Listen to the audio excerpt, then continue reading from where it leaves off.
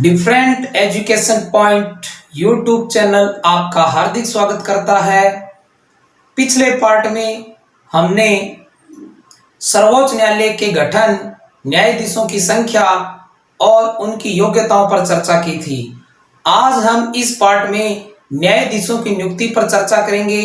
तो आइए शुरू करते हैं आज की क्लास। जैसा कि हमने पिछले पार्ट में देखा कि हरिलाल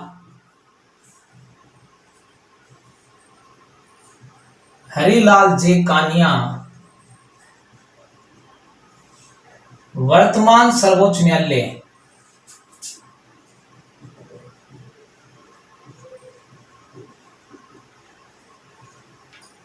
के पहले मुख्य न्यायाधीश थे।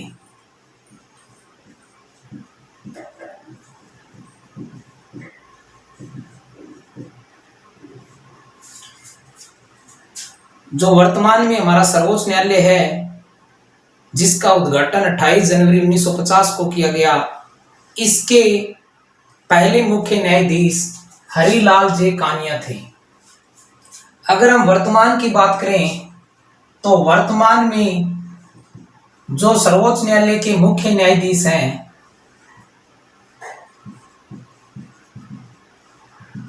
वे हैं शरद अरविंद बोबडे। ये वर्तमान में सर्वोच्च न्यायालय उच्चतम न्यायालय के मुख्य न्यायाधीश हैं शरद अरविंद बोबडे, और ये 47वें मुख्य न्यायाधीश हैं। हरिलाल जे कानिया पहले मुख्य न्यायाधीश हैं और वर्तमान में 47वें मुख्य न्यायाधीश शरद अरविंद बोबडे हैं, और इन्होंने रंजन गोगोई का स्थान लिया था। रंजन गोगोई 46वें मुख्य न्यायाधीश थे, और शरद अरविंद बोबडे का जो कार्यकाल है वो 18 नवंबर 2019 से 23 अप्रैल 2021 है। यानी 18 नवंबर 2019 को ये सर्वोच्च न्यायालय के मुख्य न्यायाधीश बने और इनका कार्यकाल 23 अप्रैल 2021 तक है। और इन्होंने रंजन गोगोई के स्थान को ग्रहण किया था। ये 46वें मुख्य न्यायाधीश थे और 47वें अरविंद बोबडे हैं। ठीक है, यहां तक आपको बात समझ में आ गई है। अगर हम यहां बात करें महिला मुख्य न्यायाधीश की, तो मैं आपको बता दूं कि अब तक सर्वोच्च न्यायालय में कोई भी महिला मुख्य न्यायाधीश नहीं बनी है।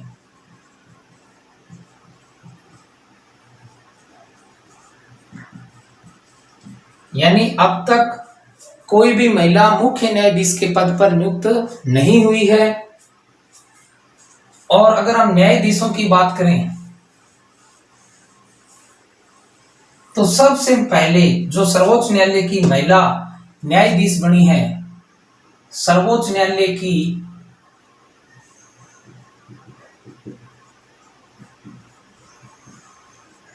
पहली महिला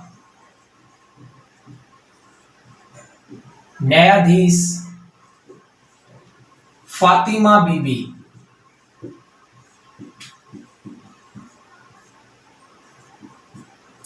यानी फातिमा बीबी सर्वोच्च न्यायालय की पहली महिला मुख्य न्यायाधीश बनी, और ये बात है 6 अक्टूबर 1989। यानी 1989 से पहले कोई भी महिला सर्वोच्च न्यायालय की न्यायाधीश नहीं थी। पहली महिला फातिमा बीबी है जो सर्वोच्च न्यायालय की न्यायाधीश बनी, और मुख्य न्यायाधीश के पद पर तो अब तक कोई महिला नियुक्त ही नहीं हुई है। ठीक है, यानी 1989 तक कोई महिला भी न्यायाधीश के पद पर नहीं थी। यानी 1989 में पहली बार फातिमा बीबी सर्वोच्च न्यायालय की न्यायाधीश बनी। और अगर वर्तमान की बात करें तो वर्तमान में आर भानुमति,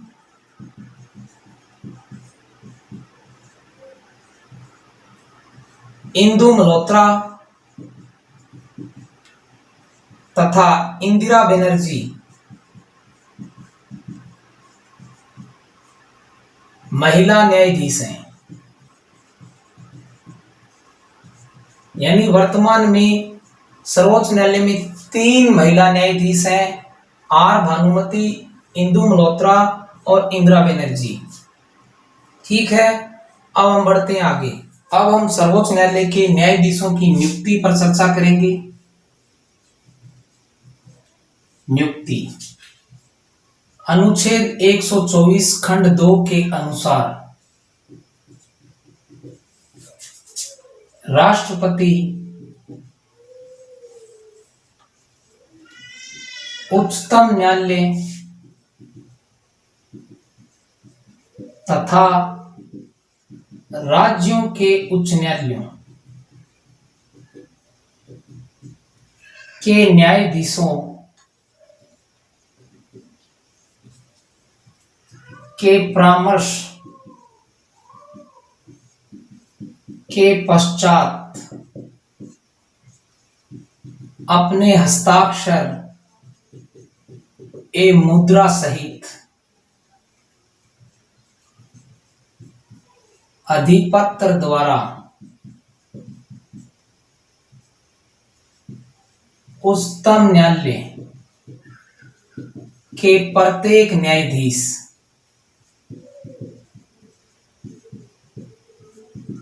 की नियुक्ति करेगा।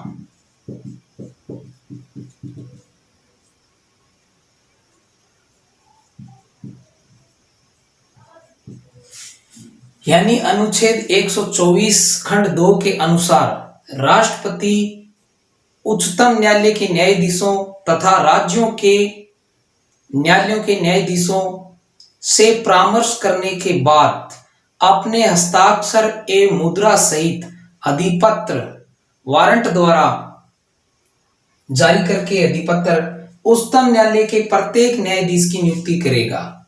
लेकिन यहां मुख्य न्यायाधीश की नियुक्ति के अलावा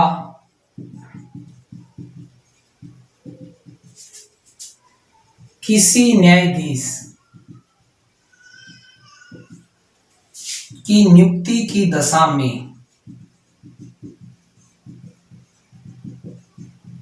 भारत के मुख्य न्यायाधीश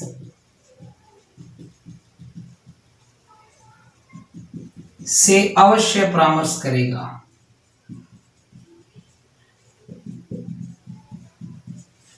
यानी हमने क्या देखा कि सर्वोच्च न्यायालय उच्चतम न्यायालय के जो न्यायाधीश हैं उनकी नियुक्ति के बारे में संविधान में क्या व्यवस्था की गई है। तो अनुच्छेद 124 खंड 2 के अनुसार राष्ट्रपति उच्चतम न्यायालय तथा राज्यों के उच्च न्यायालयों के न्यायाधीशों के परामर्श के पश्चात अपने हस्ताक्षर एवं मुद्रा सहित अधिपत्र द्वारा उच्चतम न्यायालय के प्रत्येक न्यायाधीश को नियुक्त करेगा। लेकिन मुख्य न्यायाधीश की नियुक्ति के अलावा किसी न्यायाधीश की नियुक्ति की दशा में राष्ट्रपति भारत के मुख्य न्यायाधीश से अवश्य परामर्श करेगा। यानी राष्ट्रपति न्यायाधीशों की नियुक्ति में भारत के मुख्य न्यायाधीश से अवश्य परामर्श करेगा। ये बात हमें ध्यान में रखनी है। अब उच्चतम न्यायालय के न्यायाधीशों और राज्यों के उच्च न्यायालयों के न्यायाधीशों की नियुक्ति राष्ट्रपति भारत के मुख्य न्यायाधीश की सलाह से करता है। इसका मतलब यह हुआ कि नियुक्तियों के संबंध में वास्तविक शक्ति मंत्रिपरिषद के पास है। शुरू में न्यायालय ने यही माना था कि जो मुख्य न्यायाधीश है उसकी भूमिका सलाहकार की है, लेकिन बाद में न्यायालय ने यह माना कि न्यायाधीशों की नियुक्ति के संबंध में राष्ट्रपति को मुख्य न्यायाधीश की सलाह जरूर माननी चाहिए। 1950 से लेकर 1993 तक राष्ट्रपति द्वारा न्यायाधीशों की नियुक्ति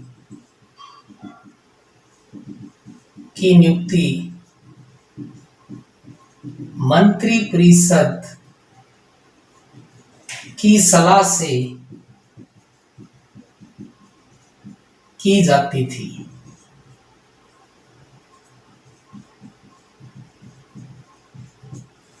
यानी 1950 से लेकर 1993 तक राष्ट्रपति द्वारा न्यायाधीशों की नियुक्ति मंत्री परिषद की सलाह से ही की जाती थी। आखिरकार सर्वोच्च न्यायालय ने एक नई व्यवस्था की न्यायाधीशों की नियुक्ति को लेकर, और इस व्यवस्था में क्या किया गया कि भारत का मुख्य न्यायाधीश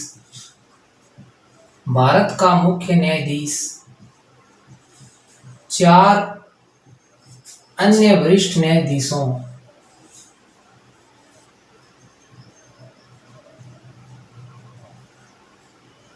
की सलाह से नाम प्रस्तावित करेगा,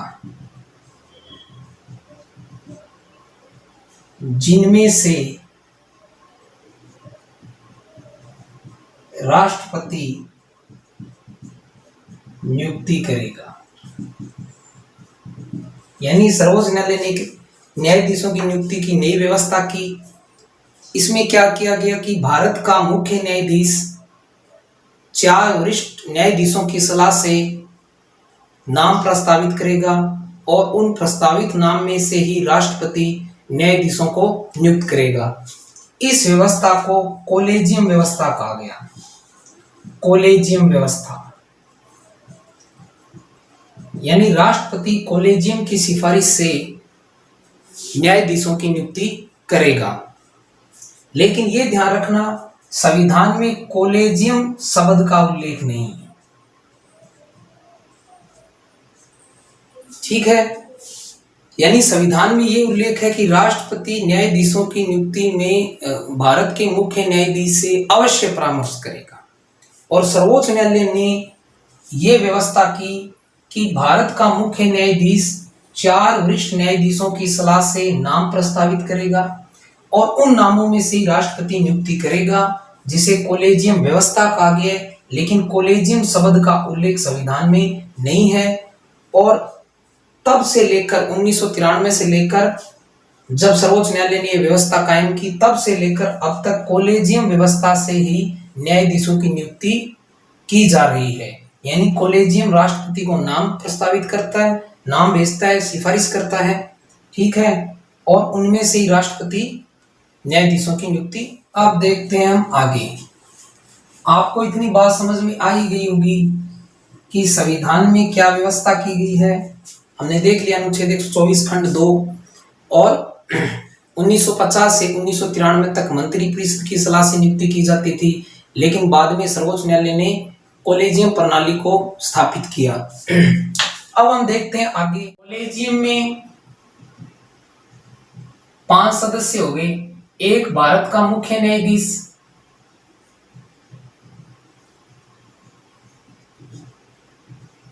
और 4 वरिष्ठ न्यायाधीश, टोटल 5 सदस्य हो गए। ठीक है, तो हम देखते हैं आगे। कॉलेजियम प्रणाली में बदलाव लाने तथा राष्ट्रीय न्यायिक नियुक्ति आयोग NJAC, national judicial appointment commission, राष्ट्रीय न्यायिक नियुक्ति आयोग के प्रावधान के लिए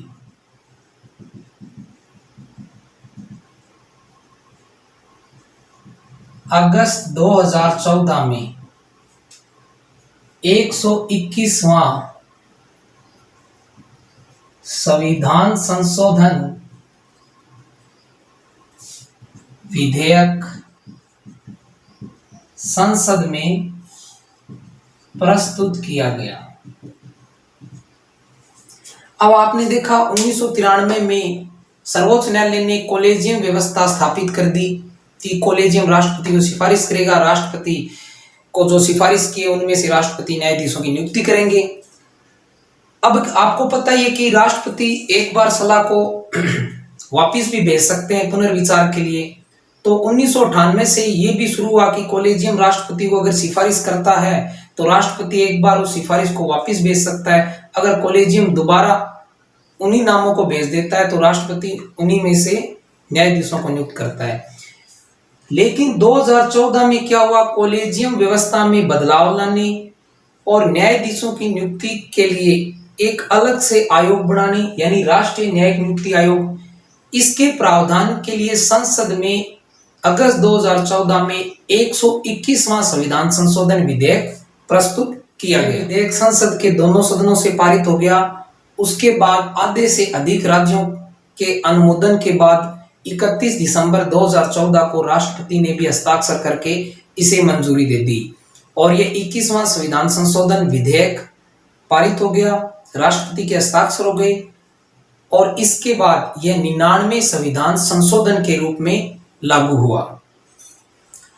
अब इस एनजेक में यानी एनजेएसी में राष्ट्रीय न्यायिक नियुक्ति आयोग में 6 सदस्य रखे गए। जो प्रावधान किया गया था, इसके अध्यक्ष के रूप में तो भारत के मुख्य न्यायाधीश,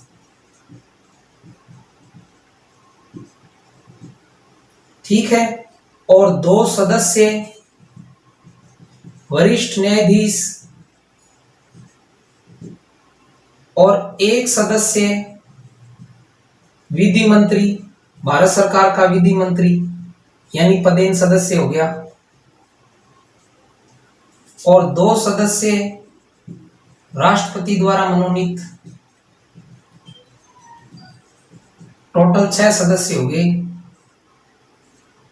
यानी मेरा कहने का मतलब यह है कि 2014 में कॉलेजियम प्रणाली में बदलाव लाने और न्यायाधीशों की नियुक्ति के लिए नया आयोग बनाने के लिए, जिसे नाम दिया गया था राष्ट्रीय न्यायिक नियुक्ति आयोग एनजेएसी, इसके प्रावधान के लिए 2014 अगस्त 2014 में 121वां संविधान संशोधन विधेयक है वो लोकसभा में रखा गया था और यह दोनों सदनों से पारित भी हो गया और इसे आधे से अधिक राज्यों का अनुमोदन भी मिल गया और 31 दिसंबर 2014 को राष्ट्रपति ने इस पर हस्ताक्षर कर दिए और यह 99वें संविधान संशोधन के रूप में लागू हुआ।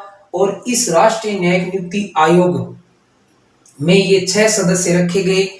जो अध्यक्ष है इसका वो भारत का मुख्य न्यायाधीश होगा और 2 सदस्य वरिष्ठ न्यायाधीश होंगे और 1 सदस्य भारत सरकार का विधि मंत्री, कानून मंत्री जो पदेन सदस्य के रूप में होगा और 2 सदस्य राष्ट्रपति द्वारा मनोनीत होंगे।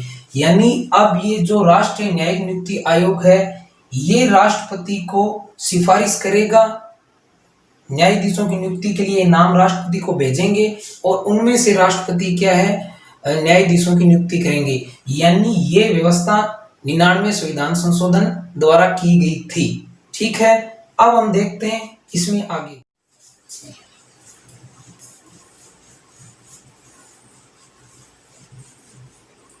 लेकिन सर्वोच्च न्यायालय ने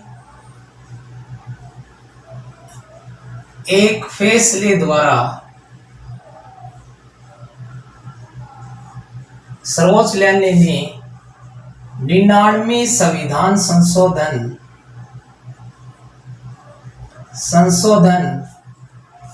अधिनियम द्वारा स्थापित राष्ट्रीय न्यायिक नियुक्ति आयोग को असंवैधानिक करार दे दिया। यानी 99वें संविधान संशोधन अधिनियम द्वारा जो राष्ट्रीय न्यायिक नियुक्ति आयोग है उसकी व्यवस्था की गई थी, उसे न्यायालय ने अपने एक फैसले में असंवैधानिक करार दे दिया तथा पहले से चल रही कॉलेजियम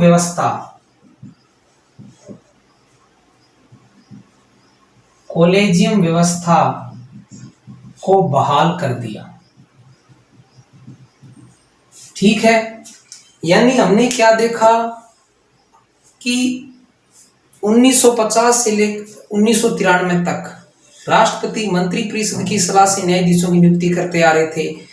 तो 93 में क्या हुआ, सर्वोच्च न्यायालय ने एक नई व्यवस्था कर दी जिसे कॉलेजियम व्यवस्था कहा गया। यानी भारत का मुख्य न्यायाधीश अन्य 4 वरिष्ठ न्यायाधीशों की सलाह से नाम प्रस्तावित करेगा, राष्ट्रपति को सिफारिश करेगा और राष्ट्रपति उन नामों में से ही क्या न्यायाधीशों की नियुक्ति करेंगे। लेकिन 2014 में कॉलेजियम व्यवस्था में बदलाव लाने और राष्ट्रीय न्यायिक नियुक्ति आयोग का प्रावधान करने के लिए 121वां संविधान संशोधन विधेयक लोकसभा में रखा गया, दोनों सदनों से पारित हो गया, आधे से अधिक राज्यों ने अनुमोदन दे दिया और राष्ट्रपति ने भी मंजूरी दे दी और 99वां संविधान संशोधन अधिनियम द्वारा जो ये राष्ट्रीय न्यायिक नियुक्ति आयोग है इसकी व्यवस्था कर दी गई। लेकिन न्यायालय ने इसे असंवैधानिक करार दिया जो ये 99वें संविधान संशोधन अधिनियम द्वारा राष्ट्रीय न्यायिक नियुक्ति आयोग बनाया गया था और इसके स्थान पर वापिस कॉलेजियम व्यवस्था को बहाल कर दिया। यानी अभी भी वर्तमान में कॉलेजियम व्यवस्था से ही न्यायाधीशों की नियुक्ति की जा रही है और कॉलेजियम में भारत के मुख्य न्यायाधीश और 4 वरिष्ठ न्यायाधीश होते हैं जो राष्ट्रपति को सलाह देते हैं और राष्ट्रपति न्यायाधीशों की नियुक्ति करते हैं। आज के लिए हम इतना ही जानेंगे। उम्मीद है आज आपको जो ये न्यायाधीशों की नियुक्ति के बारे में मैंने बताया है वो आपको समझ में आया होगा। अगले पार्ट में हम न्यायाधीशों को हटाने की प्रक्रिया पर चर्चा करेंगे। धन्यवाद।